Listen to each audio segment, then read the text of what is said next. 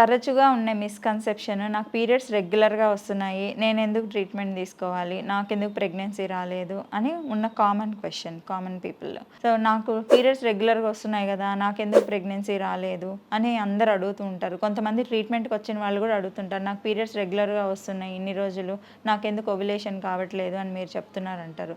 So దీంట్లో ఉన్న main కాన్సెప్టే అదే అనమాట.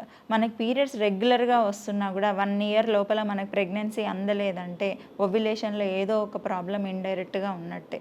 అంటే సెమెన్ ఫ్యాక్టర్ లేకపోతే, మేల్ ఫ్యాక్టర్ లేకపోతే కనుక. సో పీరియడ్స్ రెగ్యులర్గా వస్తున్నంత మాత్రాన మనకు ప్రెగ్నెన్సీ వచ్చేయాలని ఏమీ ఉండదు. వాళ్ళల్లో ఓవ్యులేటరీ ఫ్యాక్టర్స్ ఏమన్నా ఉండుండొచ్చు, అంటే టయానికి ఓవ్యులేషన్ జరగకపోవడము. సో ఇలాంటివి మనం ఎవరిలో చూస్తాము ఎక్కువగా, పీసీఓడి ఉన్న పేషెంట్స్లో, లావుగా ఒబేసిటీ ఉన్న పేషెంట్స్లో, స్ట్రెస్ ఎక్కువ. అంటే ఇప్పుడు కొంతమంది జాబ్స్ నైట్ షిఫ్ట్స్ అట్లా ఉంటాయి. సో ఆడ్ అవర్స్లో వర్క్స్, ఆడ్ స్లీపింగ్ ప్యాటర్న్స్, వీటి వల్ల వచ్చే స్ట్రెస్ వల్ల కూడా మనకి ఓవ్యులేషన్ అనేది దెబ్బతింటూ ఉంటుంది. వీళ్ళల్లో ఖచ్చితంగా పీరియడ్స్ రెగ్యులర్ వస్తున్నా కూడా ఈ యానోవ్యులేటరీ సైకిల్స్ అంటాం, వాటి వల్ల వాళ్ళకి ప్రెగ్నెన్సీ అనేది డిలే అవుతుంది. సో పీరియడ్స్ రెగ్యులర్ వస్తున్నాయి, నేను వెళ్ళనవసరం లేదు, నేను ఒక 2-3 ఏళ్ళు ట్రై చేస్తాను అనేది ఒక మిస్కన్సెప్షన్.